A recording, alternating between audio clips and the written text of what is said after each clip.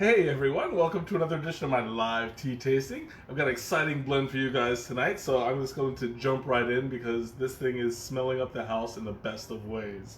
So this month, I'm still deciding if I want to do it the whole month, but I think I'm going to spotlight a kind of tea that I don't do very often, but I really feel like I should. This time around, I'm going to do pu'ers. Pu'er is the more authentic pronunciation. But I am excited because this blend is it's incredible. It smells really nice. And this one comes from a little shout out to my wonderful friend Mickerdoodles, who sent me a subscription, a tea subscription. This is the first time I've ever had a tea subscription, and I am thrilled to give it a shot. So.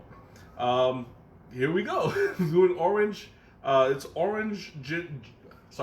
ginger orange pu'er, and this one comes from Free Your Tea, which is the name of the subscription service. Hey Snea, welcome. So I'm excited to try this. Now I'm gonna let this cool off a little bit because it's super hot. Because it's a dark tea, I was able to steep it at. Hi Jesse, who's this? Hope you're. Yes, I am. I was actually going to message you sometime this weekend. I'll still do it, I promise. But I'm glad you could make it to tonight's stream. I'm doing a pu'er, and since it's a dark tea, I was able to steep it to its maximum. So I did it at 212 degrees for about 5 minutes, and it is smelling incredible. All I smell is ginger and. Hey, Juliet, welcome. And all I could smell is ginger orange. It doesn't smell like your typical pu'er, which is usually very strong, robust, has this kind of fermented scent to it. For a really thick pu'er, they usually smell and taste like a whiskey barrel. It absolutely is good. I love pu'ers. I haven't had this particular one, but I have yet to find a pu'er that I didn't like. So we're gonna go ahead and try this out. Oh, that is so nice. And Gamer Girl, welcome on Twitch. I have to train myself to look down from time to time because I keep forgetting that I'm streaming in 2 places now. So it's a little bit to keep a track of. Yes, exactly. It's like a barn. It's got that woody kind of dampness to it. But a really, really good pu'er. That the first one I actually had tasted like a whiskey barrel, and it was really, really nice. Teresa, Izzy, thanks for joining me also. Okay, so I'm gonna go ahead and take my first sip because I feel like I'm just going on, and I'm not even gonna get to the tasting. Are you sure the tea? What? Are you sure this tea you're drinking? What do you mean? What's my Twitch channel? It's the same. It's TheCommuni-Tea. I have it somewhere. I don't have my the name doesn't show up on my side. But I'll text it to you. Cap, welcome. You caught me just in time as I'm looking down.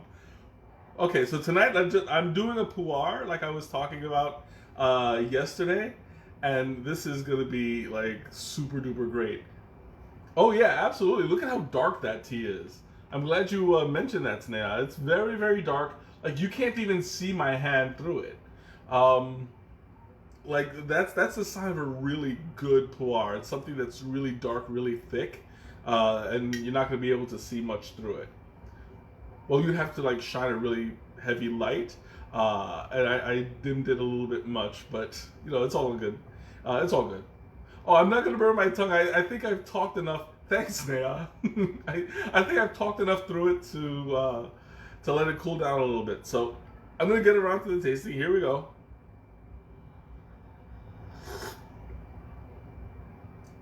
Oh, that is really nice. This might sound weird, but it looks like cocoa. Or other dark drinks, dark soda drink. It actually does have that look to it. It's got a completely different taste, but it's got that really dark kind of sugary syrupy kind of thing to it. There's no sugar added to this, at least not that I could tell because it wasn't listed on the ingredients. It just says tea, ginger root, and orange peel. That's it. So there's no sweeteners. There's no chemicals or anything. This is all natural. And it doesn't have as strong a fermented flavor as some of the other pu'ers I've had, but it does have that same quality of like that dampness, that damp wood kind of taste to it. I think that it's kind of just it's kind of strained a little bit because there's other flavors in it. It's got the orange and the ginger, which are very, very strong to begin with. You're gonna have a lot of competition. I'm assuming that as it cools down, the orange and the ginger are going to be even stronger because those are the more lighter slash sweeter kind of tastes. But I can't wait for it to get to that point. But right now, I'm not getting a whole lot of the pu'er. But I'm sure it'll come out somehow.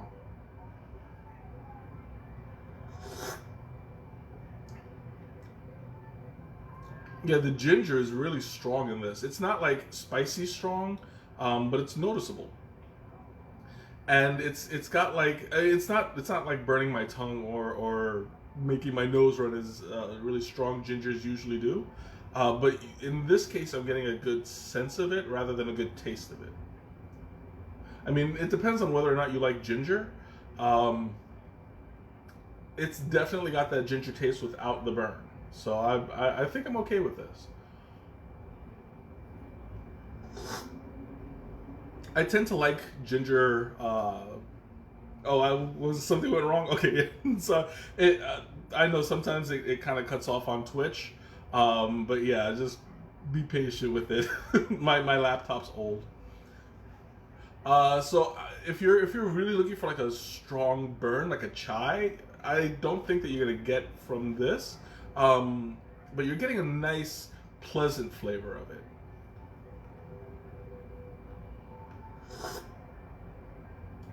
And it's still got that robustness that pu'ers usually have. I'm not tasting any water at all, which is it happens sometimes for like the lighter pu'ers, like a sheng pu'er. Those are oxidized less, and they're closer to green than other pu'ers. Um, so those are going to be oxidized, but still not as strong. Sorry, it's still going to be fermented, but not as strong. I prefer the darker pu'ers with that richness. That really it's got like a thick taste to it um, without the actual texture. You know, it's really pu'er is a really hard tea to describe a lot of the time for people who never tasted it, um, because it's got such a unique flavor. There's not really um, any kind of comparison in the tea world that you can really set it to. If it's got that kind of alcoholic kind of flavor to it, but it's not like strong alcohol. You know, it's like severely diluted. And I know that that might sound gross, but it's actually really pleasant. Mm. And the thing I love about ginger orange is that also when you put it together, it kind of has this refreshing, clean taste. You know, it's like it's got like the same qualities as a cleaning product, um, but without that bitterness. It's like what you would hope it would taste like. It's very citrusy, very. There was a cleaner. I'm trying to remember the name of it. It was something orange. Um, I forget what it was, but it smelled kind of like this, and this is just like, whew, incredible. Mild whiskey. I wouldn't call it a mild whiskey. I would because I mean like you mild even the whiskey at its mildest would have that strong flavor. This is like a watered down. You put too much ice in it and let it melt kind of whiskey flavor. And I keep forgetting the cameras are up here, so I'm like looking down and reading, and I'm like I'm talking to the laptop, and it's I'm still getting used to it. Oh man, but this is really good. And it takes a while for the flavor to like really hit. It's a slow burn, and it's sinking. Like when I first started, all I tasted was the ginger and the orange. But now that I'm continually drinking, swallowing, and getting uh, more of the flavor, it's kind of compiling, and I'm getting a lot more of the pu'er now than when I first started. So that's a good thing, because for people who like that dankness, God, there's got to be some sort of comparison because like a wet wood, that doesn't sound tasty at all. But I mean, like that's the beautiful thing about tea. You can call it uh, something like wet wood, but it's really tasty. There was a tea, and there was a tea that tasted like, what was it? A pungent cheese. It tasted like a pungent cheese. I don't remember which one it was, but it blew me away because there was a kind of quality to it that was just indescribable. It wasn't like a gross pungent. It was a fresh breeze over a mushroom patch kind of pungent, and that really like just oh, excuse me, that really did stuff for me. Oh, gotta take another swig. Mm. And there's this sort of quality that I'm starting to taste from the pu'er. It's a little bit distinct. I'm getting more now um, of the fungus kind of flavor to it, and that's like really strange to say because I mean like some people just don't like mushrooms, and I get it. Um, they probably wouldn't like pu'er to just because of that. A really good pu'er would taste more like wood than fungus, but this has a bit of a fungal quality to it. The smell of fall after a rain as a taste. Um, that is kind of accurate. I wouldn't say the smell of fall, just more like the smell of a farm.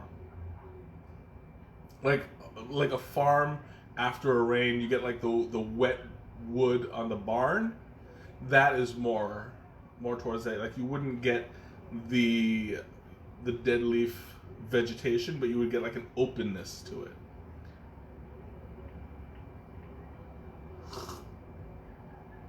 Mm.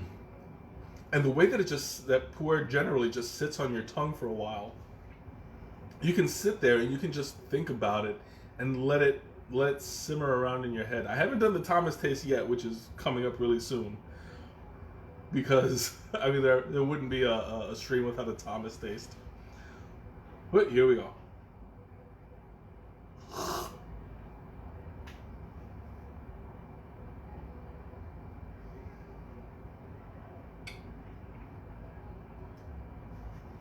That's got a very robust flavor.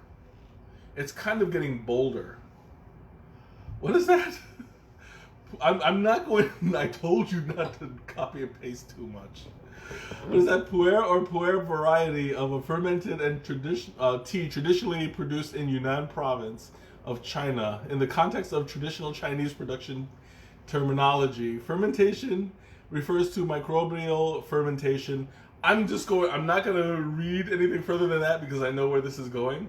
As I was talking about this yesterday with you, Cap, the microbial fermentation it's the fermentation that happens on the leaf, and it's due to the environment that it's grown in. It's generally grown in like wet, damp areas or very humid, so that the microbes can live on the leaf itself and ferment it as it grows, and then it's plucked, oxidized, dried, packed in cakes usually, um, and stored sometimes in a barrel, sometimes in a box or a crate.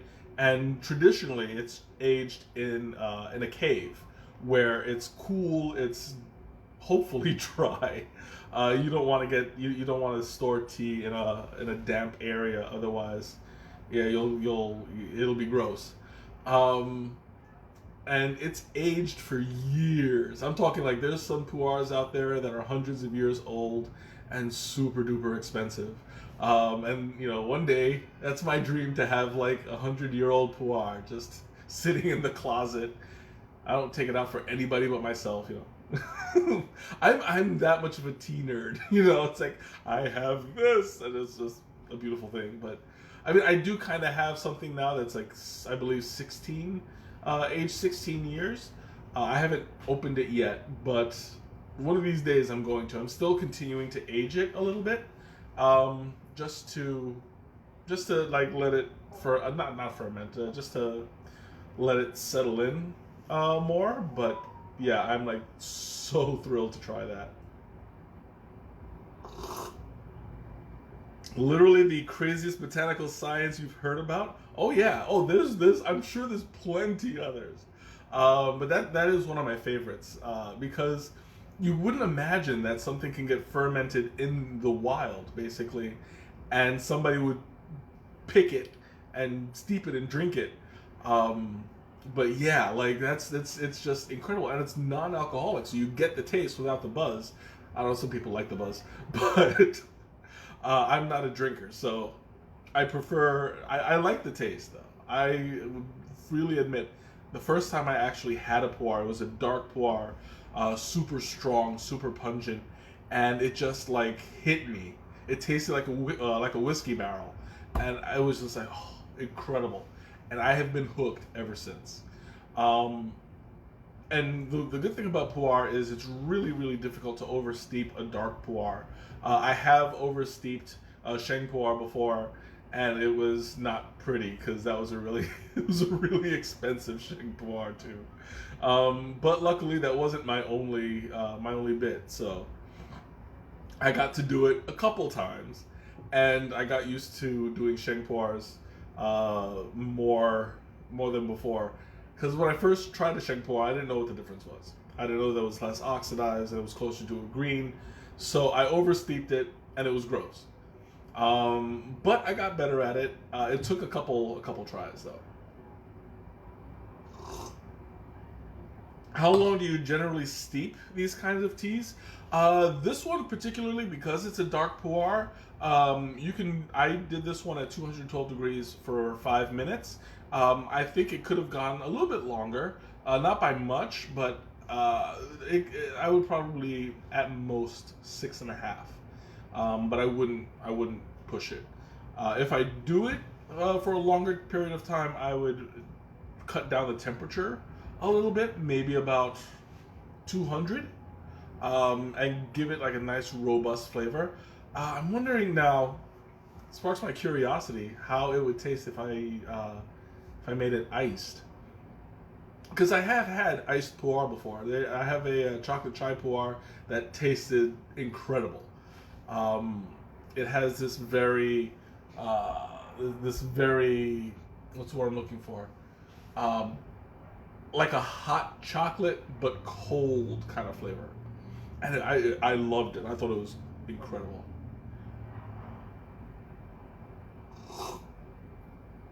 But yeah, like I would keep this just to play it safe. Zam, welcome. Just to play it safe, I would do 212 for 5 minutes, and you're in that golden spot. If you are a fan of puar, then I recommend this. It's not traditional. Normally, you wouldn't flavor a traditional one, but it still tastes very good. There was one thing I almost forgot. I'm going to show you guys what it looks like. Generally, a traditional puar is sold in cakes. So you see, this is all loose leaf. This is all dark loose leaf. You're not going to get that that breakup.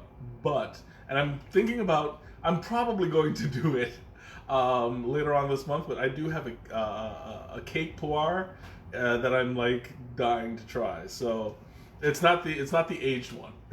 It's definitely not the aged one. But yeah, I'll talk about a day of, because this is one that I've been sitting on for a while that I've been wanting to do. I actually got it. A friend of mine recommended it and I've never had one before.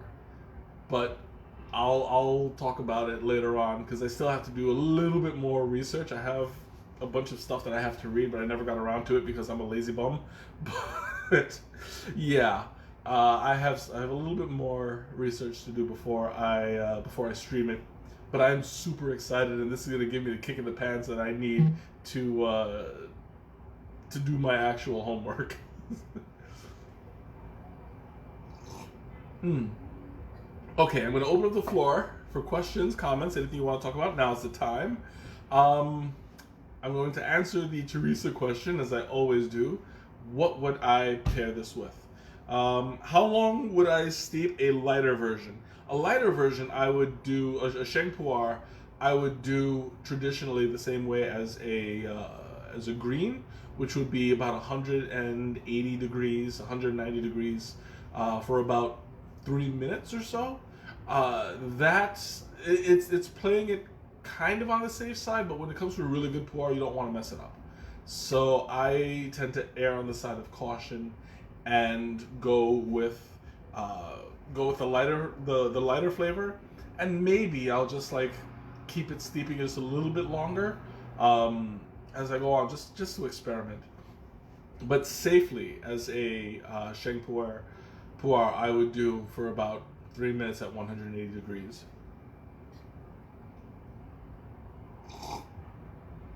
And speaking of which, I'm probably going to do a Sheng pu'er in a week or two also. So that's going to be awesome. I still have Juliet. I still have some of that Sheng pu'er from from the lecture that we went to.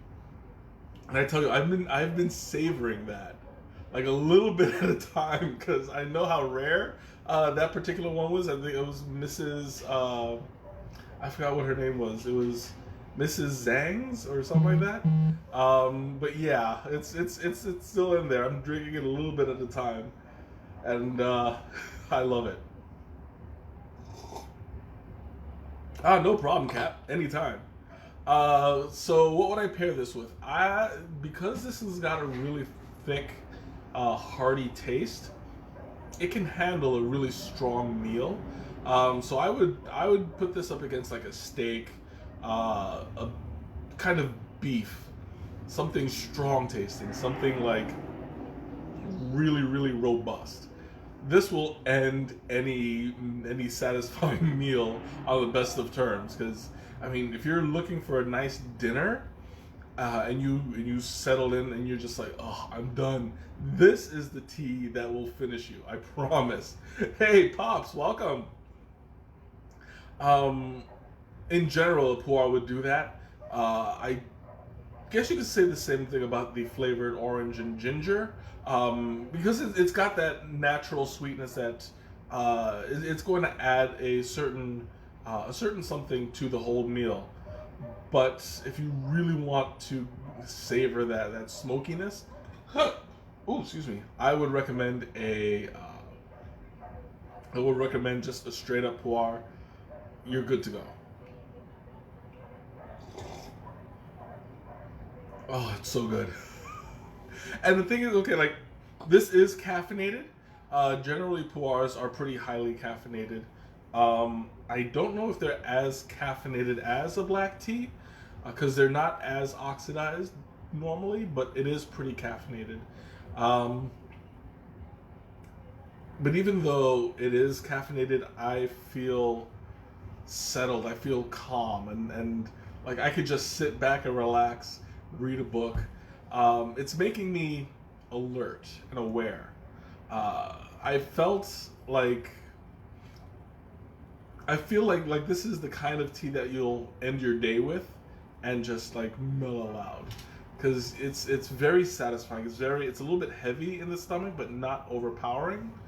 And I did have kind of a big dinner, but nothing too. I had like one hamburger, so it was a big hamburger, but not like super duper heavy. At least not for me. And this is really settling my stomach pretty well.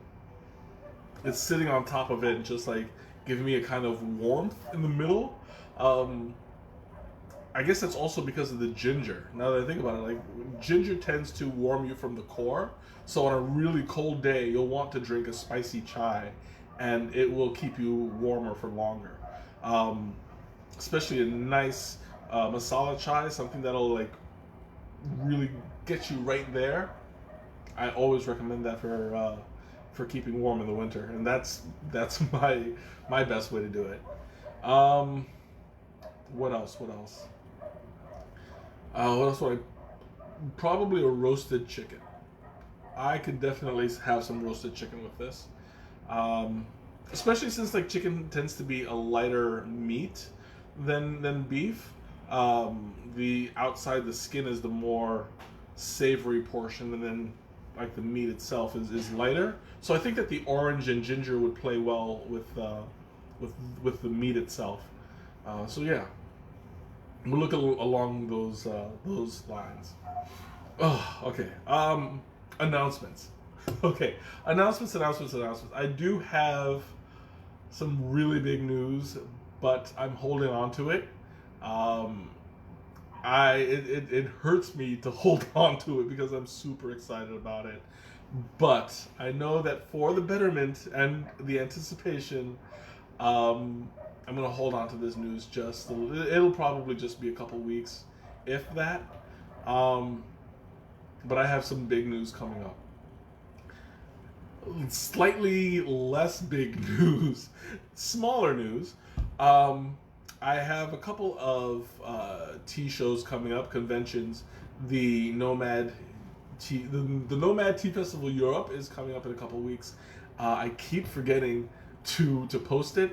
Um, I Instagram has been hearing more about it than Facebook, and that is totally my fault. I'm sorry. I'll keep you guys posted. As a matter of fact, I'll probably just do it today or tomorrow. I'll put it on the chat board. But I will be running my same program that I did last time, the getting to know your besties.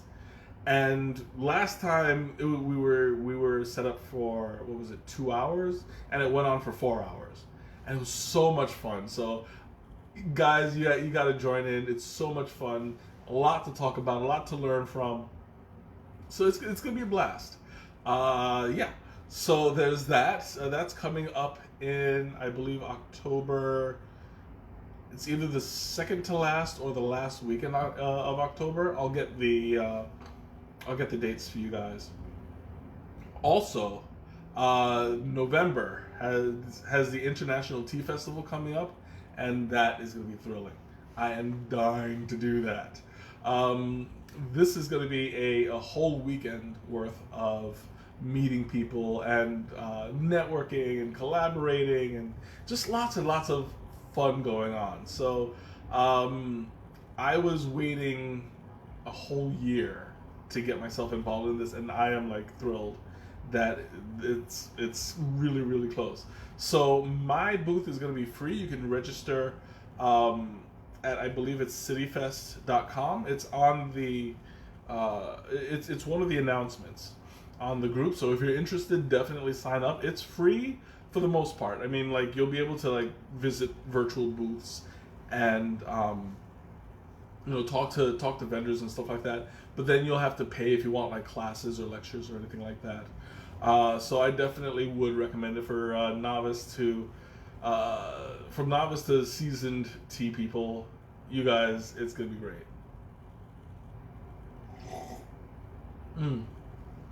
Any other announcements? I do not believe so. Um, yeah, I'm gonna stop. I'm gonna stop trying to find announcements because I know I'm just gonna let something slip, and I'm gonna regret it. So, no more announcements. I'm good. We're done.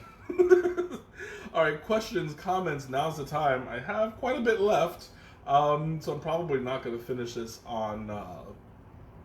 I'm not gonna finish this on screen, but I will show you guys what it looks like. I didn't show you before what it looks like when it's steeped. There's not much of a difference. It hasn't grown a whole lot. Some leaves tend to open up and like double, sometimes even triple in size.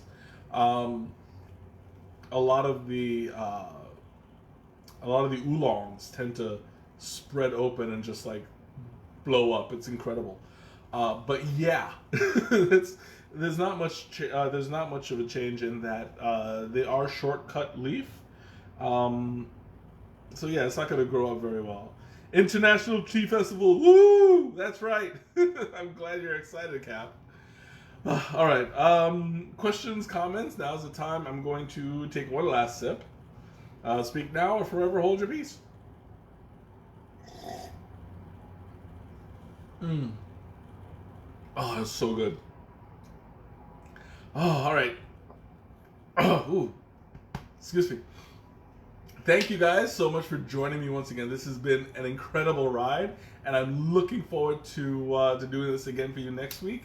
I'm leaning towards, yes, this will be a Puar themed month, and we're going to have a blast. So tune in next week, and I will see you later. Looking forward to more people on my Twitch. So Juliet, give me a follow, and everybody else who wants to catch me there, feel free, and we'll see you there. Have a good one.